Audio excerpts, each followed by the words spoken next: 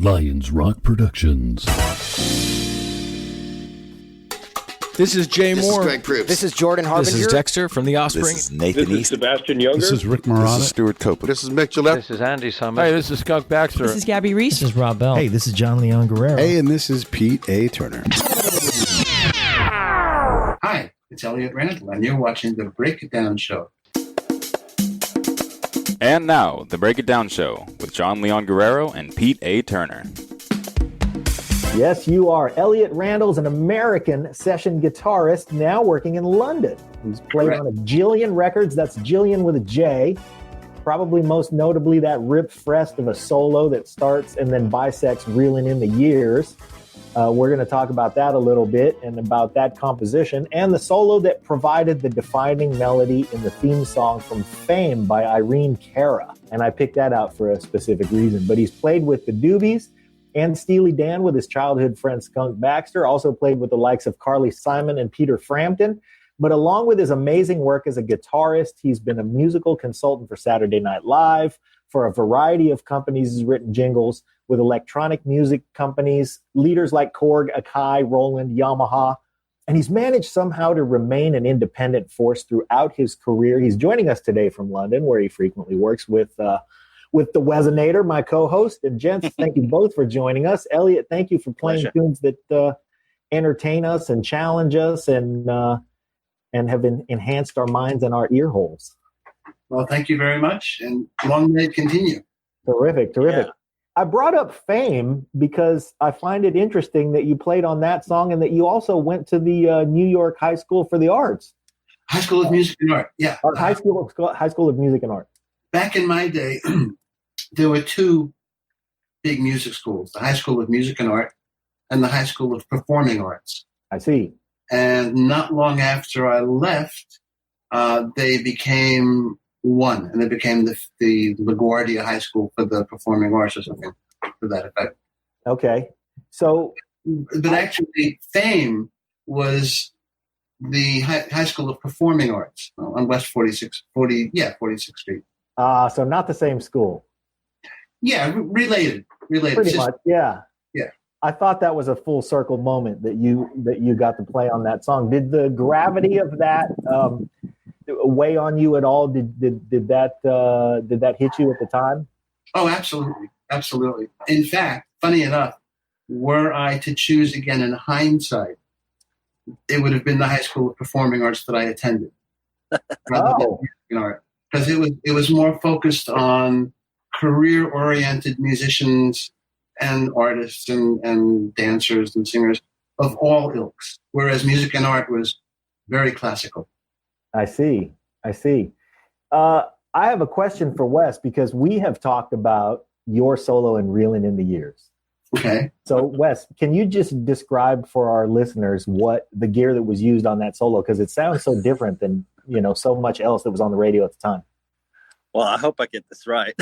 Okay. On the spot. On the spot. I think it was at Village Recorder. Is that right, Elliot? At Village, that's correct. Yeah. And for some reason, there were no amps available at the time. Story, right? Yep. And Perfect. the only amp they could find was an Ampeg SVT bass rig. Right. Which I've always hated. With the big 8x10 cab. Right. And as I know it, they just turned everything up to 11, put an AKG 414 in front of it, and he let rip. Exactly. No pedals, no nothing. Guitar, cable, amplifier. And it was I read somewhere that it was a Strat you played. Oh, yes. Yeah, which blew my mind because it sounded like a Les Paul to me.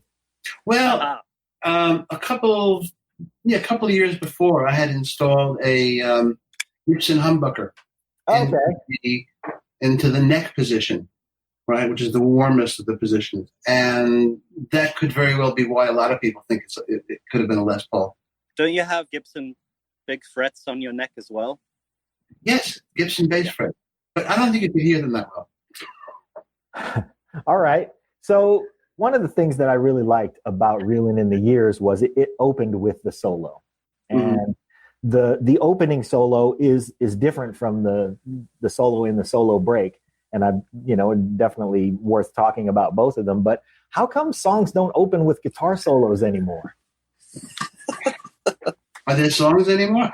Wow, okay. I don't mean that disrespectfully. I really don't, because there's a lot of great stuff. It just doesn't tend to hit the airwaves, as it were. Yeah. There's tons of great stuff that gets overlooked. And record companies, if you will, they still exist, and they still pretty much control what gets out to the public. They have formulas. I have friends in Nashville who are complaining to me, I can't believe it, the record companies don't want to use such and such instrument in this year. And it doesn't really make that much sense to me, but it's the way it goes. Yeah. You've been bucking formulas your whole career, though. Hell yeah, absolutely. Would you say that's a calculated move, right? Well, I've always thought that if I'm going to play music, I should play what I want. All right. And barring 20 some odd years in the New York studios doing the jingle business, which wasn't always what I wanted to do, it helped pay for my artistic pursuits. Okay. Fair enough.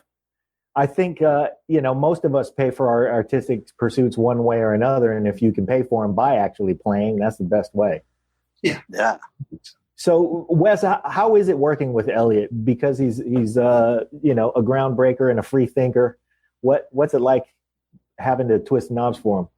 Oh, it's always fun, Yeah. I just remember that I think the first record we worked on together was at Rack. It was just nice because Elliot would be sat on the couch behind me, and I would just be doing my thing, and occasionally he'd sort of tap on the shoulder and go, "Hey, can you make that sound more like that more like that?" And it's the way I love working. It's this dual interaction. So yeah, I think we both have very similar. Sorry, I didn't interrupt you. We have very similar audio sensibilities. That's good. And we have that little, we call it the Bluetooth brain. That's right. Uh-huh. We'll often, go for the same thing, whichever one of us is sitting at the desk or is thinking about an idea. Yeah, it's nice to have a shorthand with somebody, but it's even better when you have Bluetooth brain, because it's like, that's what I was going to say. I hadn't figured out how to say it, and you already headed that direction. So that's one of the things we like about Wes anyway, is he's kind of got an ESP about him, and he wears great hats. So that helps. Absolutely. Yeah. So, Elliot, when you decided to stick around London and play around London, what made that decision? Well, this was about 1990, and all the studios in America were going down the toilet. Wow. Between MIDI and so many people putting together little home studios, and agencies putting together home studios as well. Business studios. But it what was once a real vehicle for artistic expression kind of started to disappear. Luckily, my wife is English, and I was able to come over here and do work and do whatever I wanted to. Yeah, you get to stick around. Yeah, so I started, pursuing, at first, some studio work here in London. And it was nice because even being an older guy, I was the new kid on the block, so to speak. Okay. So, all sorts of really nice offers. Yeah, that's cool. At that time, the same fate was befalling British studios.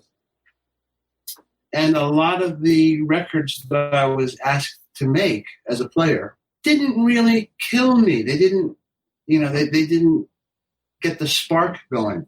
And I don't say this to be offensive to any of the folks that I worked for, but digital was also in at that point, right? So people were getting used to their Pro Tools rigs, and I'd play the first 8 bars or something, and the producer would turn to me and say, "Great, that's it. That's all we need. We'll just copy and paste what you did into the rest of the song."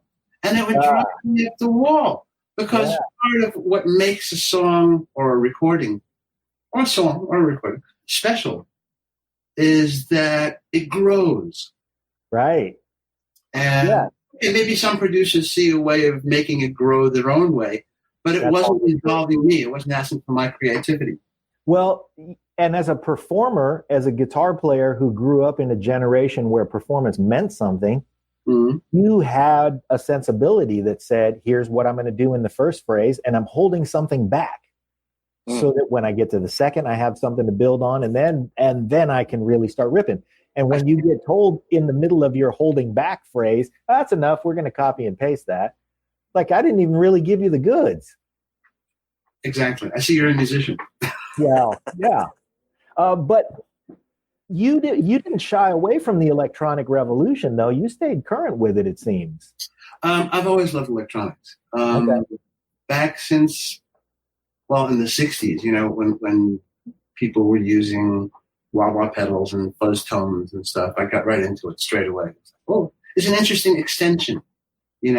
Any effect, if used properly and in the right context, can be great. It can also be terrible, but it depends on the person, on the player. So there's a whole set of sensibilities around that. In 1971, I was playing in the pit of the original Broadway production of Jesus Christ Superstar. And a friend of mine introduced me to a guy called Mike Matthews. Okay. Mike Matthews, it turns out, is the president of Electro Harmonics Corporation. And they make more effects than you could shake a stick at for the rest of your life. And they're coming up with new ones every month. And Mike and I became friends. Good guy to know. He asked me to, if I'd be interested in trying his stuff out. Yeah, of course, And the original thing that he had was this little box called LPB1 Power Booster. LPB stands for Linear Power Booster. Yeah. And what it did was it added amplitude to the signal going into the amp. So you got a lot louder. And of course, the louder it got, the more distorted it got. So it wasn't quite a fuzz tone, but it wasn't what you call an overdrive pedal either. This had one switch on off and a little volume knobby.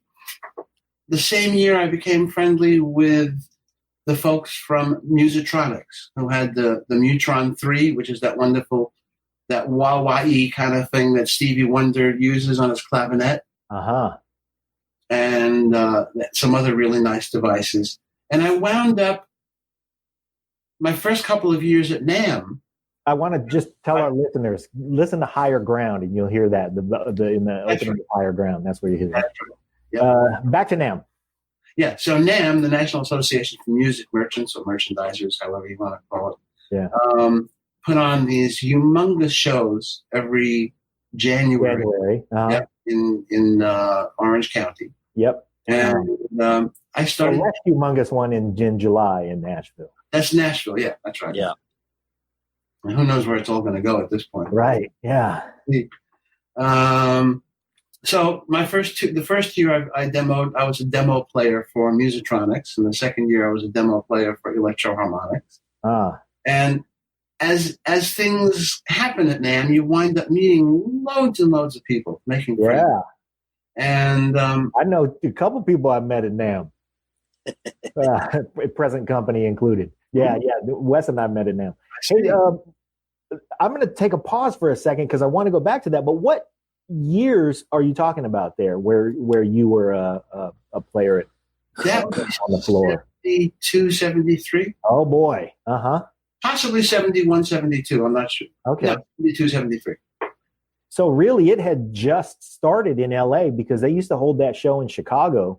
That's right. And then they moved it to L.A. right around then. Yep. So that was really when, the music business, some of our younger listeners are less aware that the music business wasn't as based in LA as it is now, just as recently as the early 70s. It started to migrate out that way, but there were a lot of studio musicians in New York who were making their living with a tie and a sports coat on. And it wasn't until the late 60s and early 70s when the scene started to come to Los Angeles. That's correct. So when you're working with Elliot and he's reaching for a sound, he says that you have Bluetooth brain. You always kind of know what he's thinking and you can stay a step ahead of him. But what are you doing intuitively to stay ahead of him? Because I know that that's as much a conscious effort as an unconscious effort. What are you thinking while you're busy engineering? What's making you the best engineer? It's a lot of it is gut feeling, obviously, but I think because of the musical heritage that where Elliot comes from, happens to be within my. He's played on one or two tunes that are in your wheelhouse. Exactly. So you sort of immediately reach for a specific sound, whether it's on his guitar or on the drums or the bass that we're working on. It's sort of, you start thinking doobies, Eagles, that kind of vibe, and you kind of veer towards that land as a jumping off point. Look at the size of them cans. Good gracious. Look at them. We left off at you being a player endorser on the floor at NAMM in the early 70s. And then I just, for our listeners now and in the future, because we don't know the future of the NAMM show right now, because of all of this madness we're going through, it has always been an enormous thing where we all got together and we all saw some of our favorite players. And as we wandered around from, manufacturer's booth to booth, we would see players who played great stuff and get to meet them and see the gear that they were playing on and see the gear that they were launching in the coming year. And to have walked through the NAMM show and seen you on the floor, that had to be a treat for somebody in 71, 72. You were just starting to say that you met a lot of people there at NAMM. Talk about that. And one other thing, last year at NAMM, we met Skunk Baxter. Okay. So that was a highlight for us. Getting back to you, who were you meeting and how was that affecting what you were playing and what you were headed into? Oh, gosh. Met the guys from 10cc. Oh, yeah. Kevin and Lyle. Uh-huh. I met guys like Tommy Tedesco. Yeah. Carole King. The whole Wrecking Crew contingent. Too many to really recount. Sure. And, some of them actually were less known to the public at large. Right. Chicago had an incredible array of great studio musicians. Yeah. You won't have heard their names. You might have seen them on an album cover for the most part, but they were incredible. Yeah. The same is true with people there's a whole swath of studios that goes throughout the Southeast. Mm-hmm. You got the Muscle Shoals guys, you got the Memphis guys. Mm-hmm. You got the guys from Jackson, Mississippi, Malaco. Oh, yeah. Right? So, it was a very fertile breeding ground. Wow. Yeah, those years brought us some groundbreaking stuff. And especially since that period of time was really the peak of music that was coming away from New York. And I'm not talking about the generation of New York that was Bob Dylan. I'm talking about the generation of New York that included all the guys who played their sessions in sport coats. So really what rock and roll did for us was it introduced us a whole generation of players who were rockers. And you were among them. And so you got to hang out with them at that time. I never met Tommy Tedesco before he passed, but I've been fortunate enough to become friends with Denny, his son. And, what a great legacy he left behind and what a great job capturing that legacy Denny did. And it really is a nod to the whole generation. And, I didn't see you in that picture, but I know that your contributions that to the generation that really pretty immediately followed them were really what we celebrate about the songs that you played on, because by then it was sort of became a lot more mainstream for, studios to hire the players that were in New York and not in sport coats. And of course in LA. Of course. Yes. So you got the benefit from that. What other players were you listening to and looking for at NAMM? I'm curious about that. Really a vast array. Not as much guitar focus. Okay. Billy Cobham.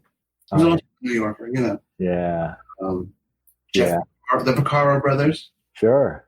Lee Sklar, there's a whole group of very, very famous players, very famous now. And we're all roughly the same age. So that's your generation. I mean, I'd lump you in with those guys. Yeah. And also, in those days, record companies had rather large budgets. Right. Of course, they could afford those performances. To be real about it, at the end of the day, the people who were paying for it were the artists, not the record companies. Right. The record companies were fronting the money. So if a record existed. Yeah, I mean, if a record became really big, then the record company recoups it in spades. Yeah. So we were all doing a lot of flying around. I found myself going to LA, racking up more air miles than I knew what to do with. Wow. And Chicago and Florida. I did a bunch of work over at Criteria. It's just adventure upon adventure. And of course, being able to expand your circle of friends, comrades, players. Yeah, colleagues. The generation of player that you came from also had a whole different form of creativity that you contributed to. But we talked for a moment about how you contributed some of that creativity to some jingles. Can you tell us some of the jingles that we might recognize that you played on? Because I couldn't pick them out. A coconut smile makes you feel good. I go all the way back to those days. Uh-huh. So, and in fact, that wonderful glug, glug, glug, glug, glug sound at the end of the commercial is my friend Suzanne Ciani on a synthesizer, on a Buchla synthesizer. Wow. She completely created that sound. So we were given quite a lot of latitude. And I remember once I had a session working for a company called Sherman and Kahn, Stanley Kahn, who's not with us anymore. Funny guy, he was the business guy as opposed to the music guy. Sherman was the music guy. At one point, he came over and said, "No, I don't like that sound. Can you?" And he did it in a way that was not that nice. So I came back. And again, I regret some of my attitudes from the old days. I came back just as not nice. I said, "Excuse me, I just played this on 3 hit records that you may or may not have heard. So I think I'm going to use this sound. Thank you very much." They said, "Okay." And it worked out really great. Whatever that was, I have no recollection of what the jingle was. But it was, it was nice to be able to, for the most part, the producers were just, go do whatever you want. I mean, you might get handed a chord chart, and some of it might be like, "Wow, this is fly shit," Yeah. And there were any one of a number of ways to take it. Either the arranger wanted you to play it note for note, which you learn to do as a studio musician. You have to be able to read pretty well. Yeah. Or you take it as, okay, this is a simile of what the person wants. Right. Or you come up with a whole different approach.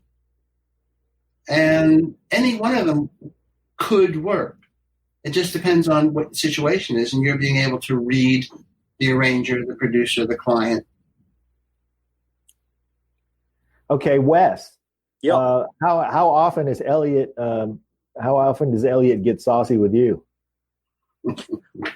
Well, we get saucy with each other all the time. Here we go. That's the right response. Yeah. Yeah. Oh, I don't think we've ever had a bad word, though. Not a single mean word in all the time that we've known each other. No. It goes back quite a ways now. Yeah. Well, we're always winding each other up and cracking jokes. Well, that's good. That's good. Because saucy doesn't have to be malicious. No. Right. And when you can get saucy without being malicious is a great recipe for terrific tunes. Well, and malicious is counterproductive in a creative environment. Yeah. Oh, God, yeah. And Wes and I have had our share of questionable clients. Challenging opportunities. Yes. Yeah. And at the end of the day, I mean, one has to realize the vibe always goes on to the recording. Yeah. If it's a great vibe, it's on the recording. If it's not such a great vibe, it's on the recording. It's on the recording, yeah. The tape does not lie. If anybody remembers the simile of tape.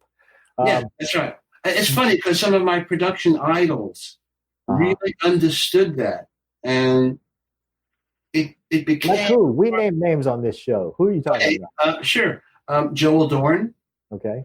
Joel Dorn produced Roberta Flack's big hits, Killing Me Softly, and a couple other biggies. He produced last, 11 Russ on Roland Kirk albums. He started out as a DJ in Philadelphia. Okay. He was an absolute genius at vibe. That's Right? awesome. He was literally tone deaf, and he was also literally completely deaf in one ear. I remember there'd be times he'd come over and start yelling, "Hey!" and he'd go, "Other ear, other ear." Yeah, this side. Yeah, That's great, but it's no different than a carpenter showing up with a toolbox that makes everybody go, "Look at that bunch of junk. What's he bringing that stuff on the job site for?" And then he builds a cabinet better than you do because he's been working with those tools and he understands the outcome better than somebody else does. That's right. Sure. Yeah. Yeah. It's funny you should mention that because I just as an aside with that a whole big box of junk. In New York, I used to walk around with an electric on one shoulder, an acoustic on the other shoulder, and a bag of electronics that would weigh me down. And I'd take the subway because it was quicker than a cab usually. Built up my strength that way. And when I got to L.A., I lived in L.A. twice. The second time, 82 and 83. Good time to live in L.A.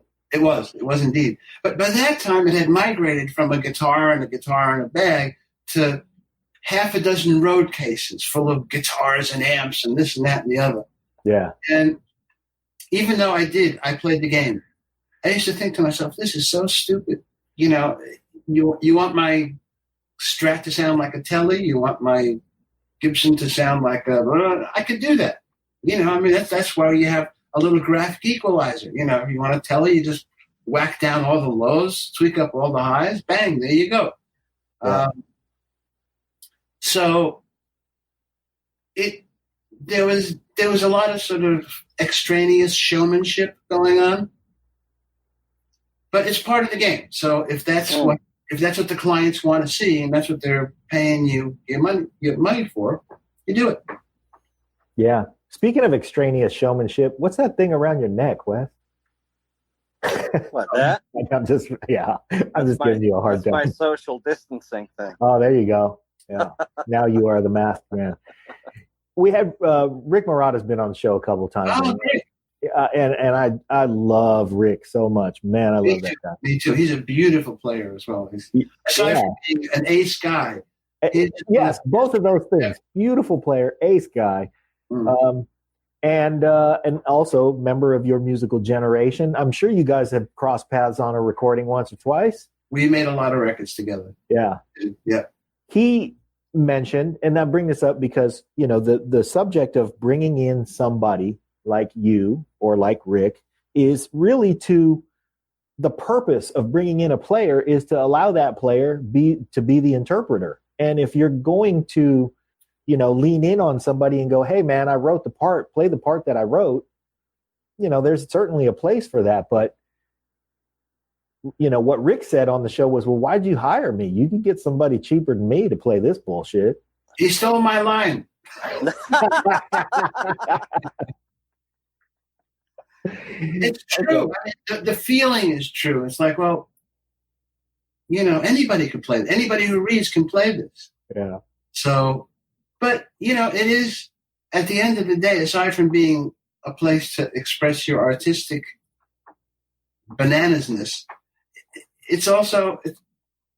you're also doing it for the money. Okay. And if that's what somebody wants, that's what they get. That's right. Everybody's got to make a living, and everybody's got a customer, right, Wes? And they're paying to put your name on the record. Yeah. Well, there is that. Yeah. That too. Yep. And that's not for nothing, because sometimes you get the right attention when somebody says, "Oh, look at this."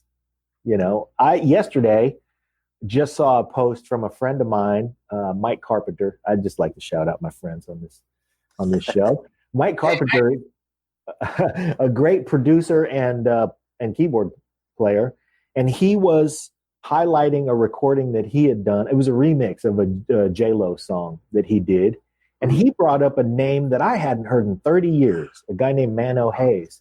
And I saw that name and I thought, man, I grew up in Vallejo, California, and while I was growing up, Mano Hayes was playing in churches, and that boy was bad. And then I didn't know whatever happened to him.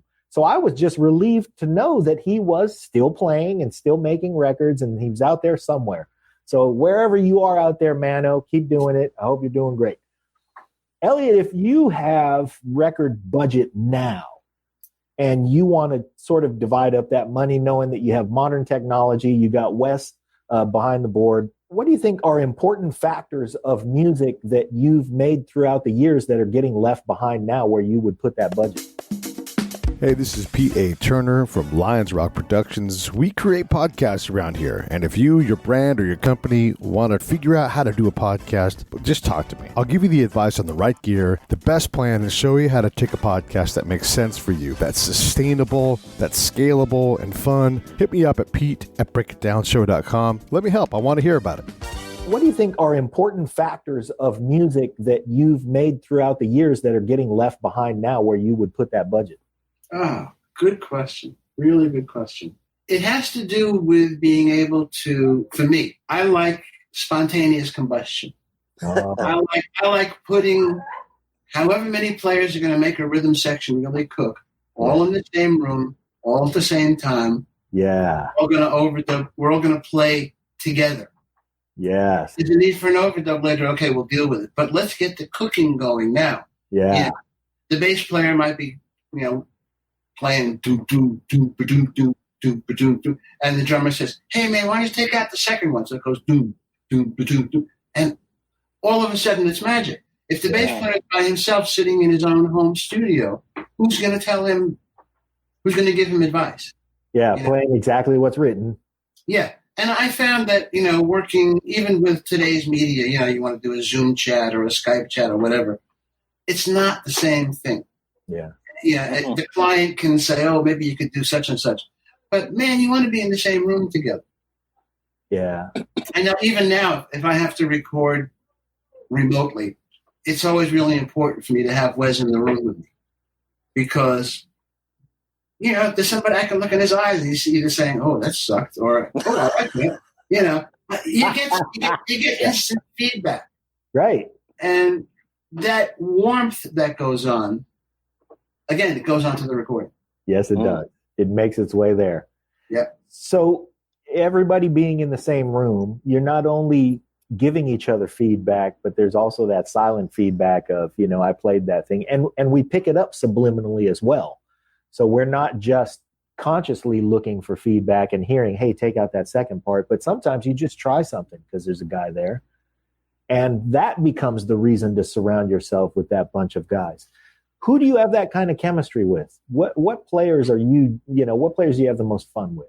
Okay, so if I had to put together a band right now, the very first thought... Hang on, give him a notepad. Okay, this comes to my mind would be Steve Gadd and Tony Levin. Okay, you're just making this easy.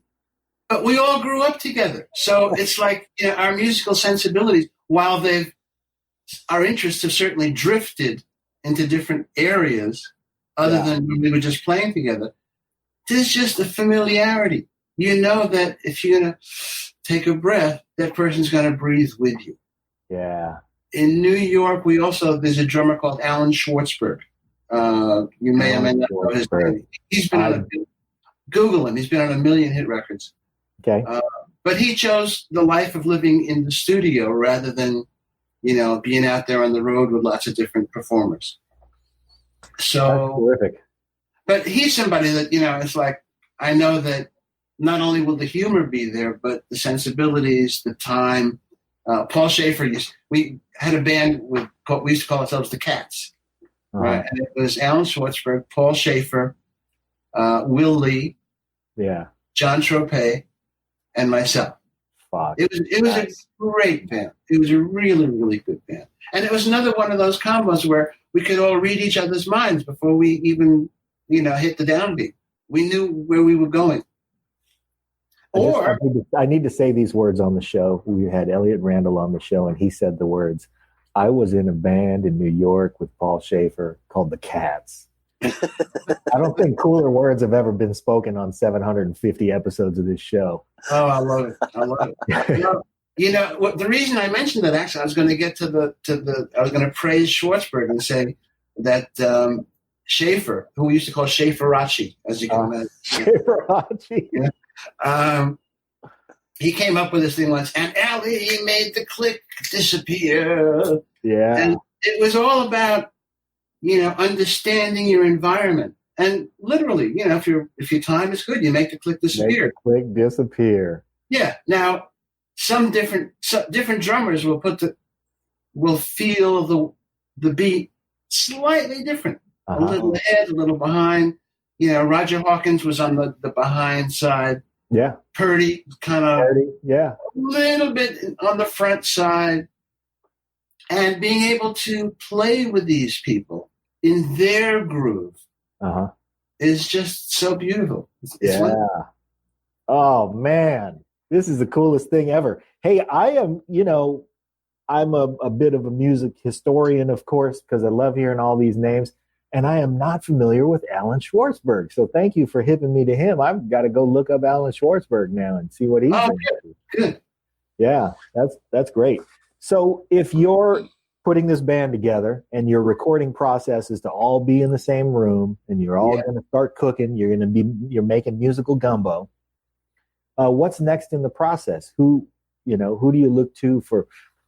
I'm not even going to say that. What's next in the process? Here's everybody. We're cooking. Let's go. Wes is putting it on tape. Well, if I'm the producer, then it's one thing. If I'm just wearing the musician hat, it's another. So great. If I'm the producer, I have to then determine, is this going to make me happy 20 years from now when I listen to it? Ooh. That's a real tall order. Because you're making a painting. You're doing a sonic painting. And you really have to make judgment calls.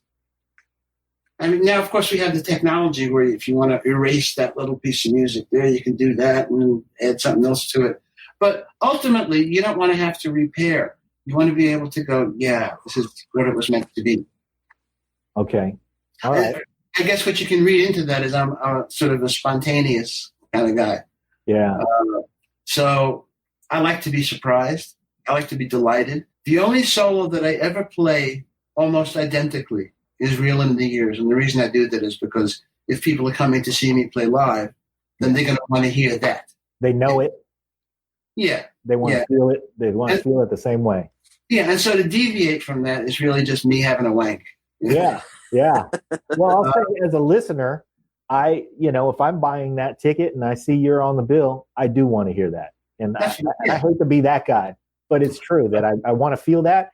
And then I want you to expand it a little so you can have the wank. I do that at the very end, at the last solo. Yeah. Okay. Now, when you did that solo on the record, though, is that you on the harmonies too? No, the part that goes da da da da da. That's actually Denny Diaz. Oh, okay. That's a written part. I see. Okay. With a few altercations with the quintuplets. But other than that, it's written. No, my thing was to just come in and feel it. They played the tune down once. I said, "Great, can I see a lyric sheet?" Because to me, it's if I'm playing to a song that has lyrics, then I want to be able to be an extension, or at least be supportive of what the writer is trying to say. Yeah, enhance the message, enhance the vibe. Yeah. Okay. So now there's a lot of great lessons here, man. Let's keep going. Good. Yeah. Yeah. So awesome. So they played it and said, "Right, let's do it." But do it to them actually only meant run it down. Yeah. So I played it all. Why? Because they brought you in to be the expert, and they were giving you the space to do that. Yeah, but if they hit the red button, then conceivably the solo would have even been better than what you hear on the record. At least that's what some of us who were in the room think. Okay. In fact, Gary Katz, the guy who produced it, said, "I learned something very special from you that they always hit the red button." Hit the red button. Don't miss tape. In those days it was tape, but now it's just zeros and ones. You have nothing to lose. Nothing at all. If anything, there's too much. I mean, absolutely. Yeah, it's too much to sort through. Okay, now you mentioned, and I appreciate you dividing the tasks, because you mentioned if you're the producer, here's how you feel. But I'm going to be the producer for a second, and then I'm going to give Wes a crack at it. So if I'm the producer and let's say I'm going to bring in an artist and that artist is Lady Gaga. Okay. And she's got a lyric sheet for you and she's got a tune that's, let's say kind of she's got a message for the times and, there's a little bit of, a little solemn feel, a little, but she wants to be optimistic. And ultimately it's an optimistic song that's about a checkered past. And she gives you that lyric sheet. You kind of get that vibe from her.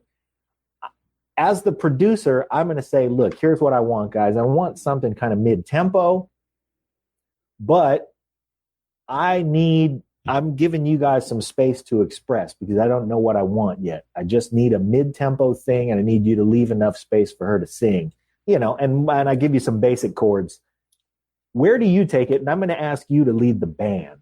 My first determination would have to be, given that it's Lady Gaga and that she's quite a character, where does she want to take this? What is she trying? I heard what you said she's trying to say, but is she trying to say it in a way that's stark, startling, relax you and woo you into this place? So once I had that idea, okay, I would be able to then express that to the rhythm section. That's sort of me being a musical director is what you describe it. And I love to take chances and I love to do really far out things. But having said that, is it my place in this Lady Gaga track to do that? Or is it best for me to hold back and simply be supportive along with the rest of the rhythm section? Or I could say to you, look, I have some ideas, but why don't I just lay down the rhythm track first and then let me explore what I might do melodically on top of that? Okay. This is, ladies and gentlemen, this is why you get pros. This is where experience comes in. Wes, where do you want to take this recording? Where do I want to take it? A great sounding room. Yeah. I knew that was coming. I knew it. Okay. Yeah. Because they all want to play together. And if they're playing together, the room has to, the room is going to set off an energy as well. Not just emotionally, but sonically.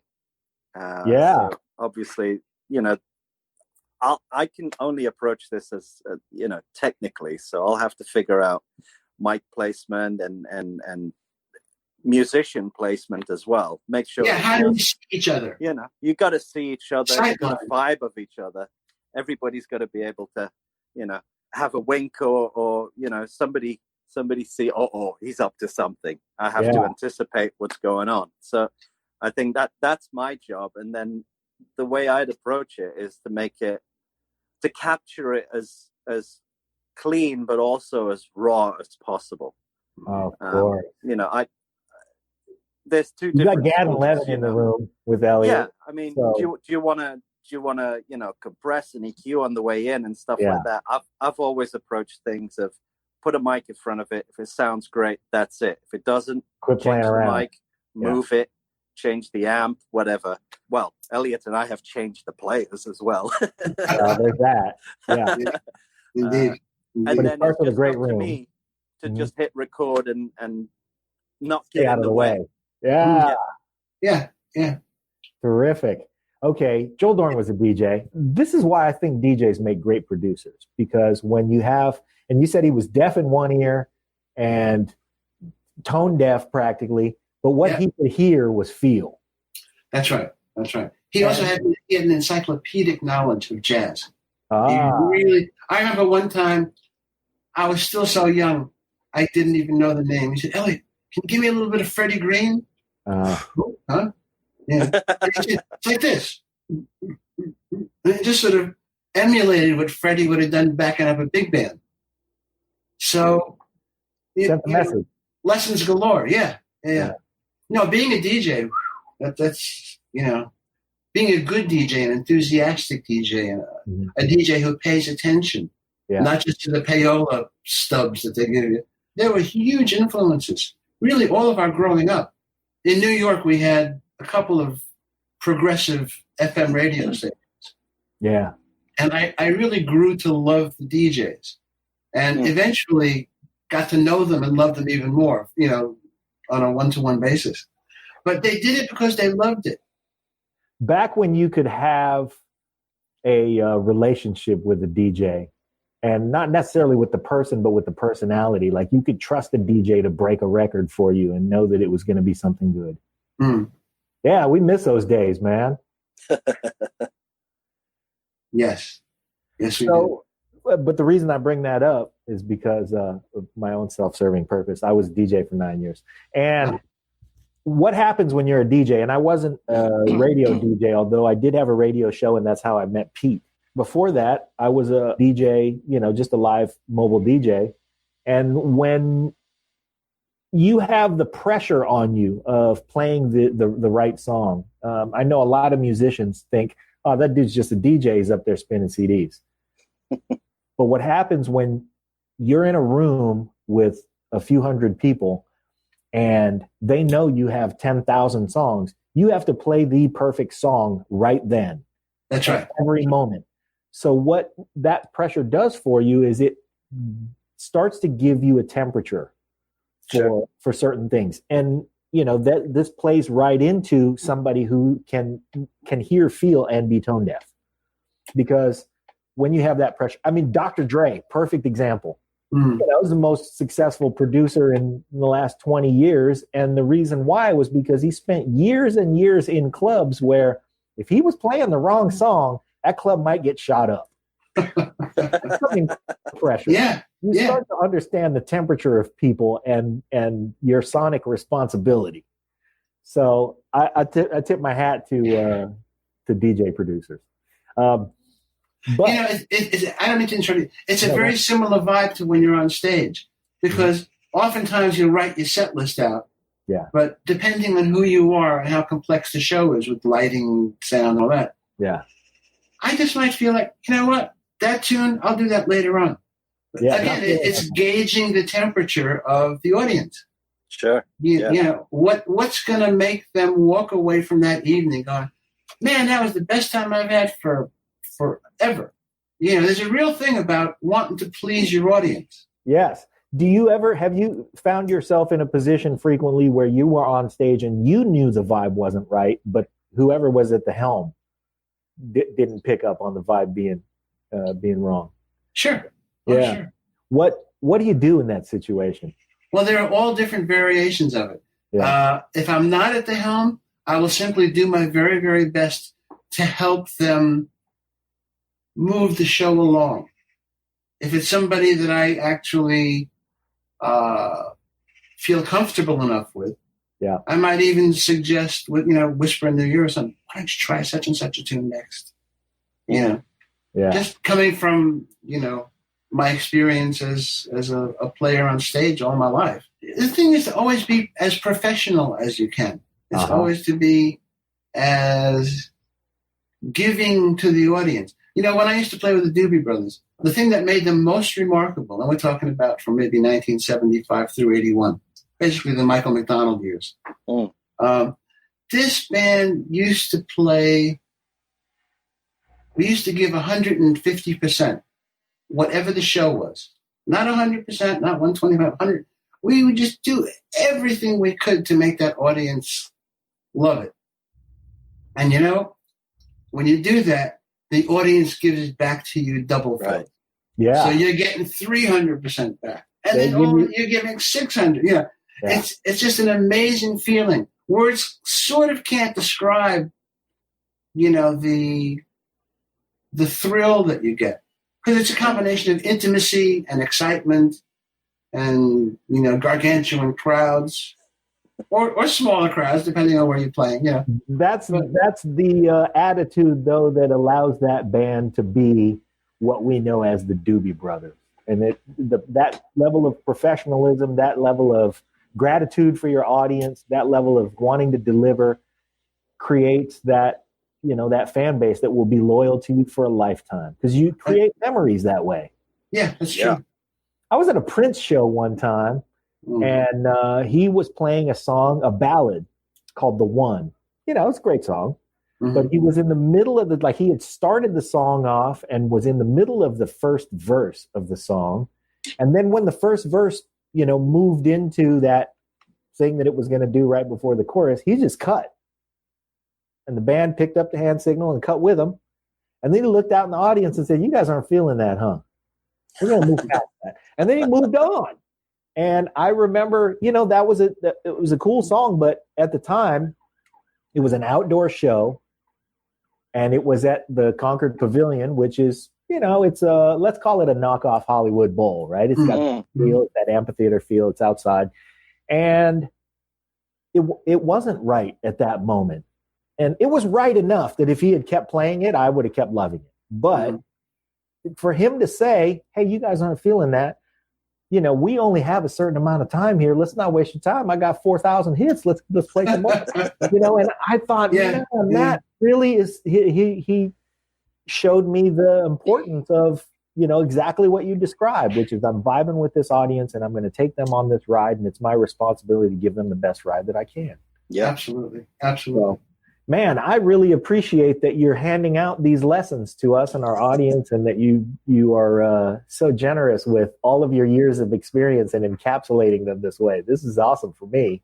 Thank you, John. I hope you're having just a mildly okay time. I'm enjoying myself a lot. I'm a teacher at heart, so I really enjoy being able to share whatever experiences, successes and mistakes with people. And if you're watching, there you go, baby.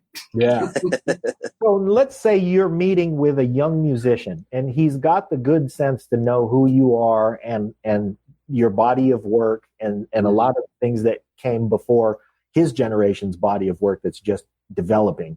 And he meets you and he says, "Hey, what advice do you have for me as a young artist who is really just trying to be good?" What do you tell that guy?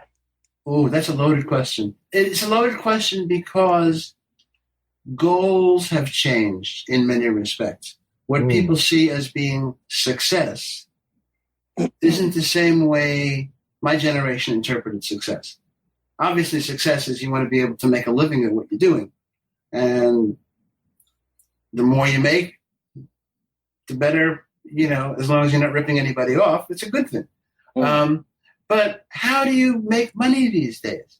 I mean, for me, it's almost a no-brainer because I have a large library of work that I've accumulated over the years. I figured out that the streaming services ain't doing me no favors.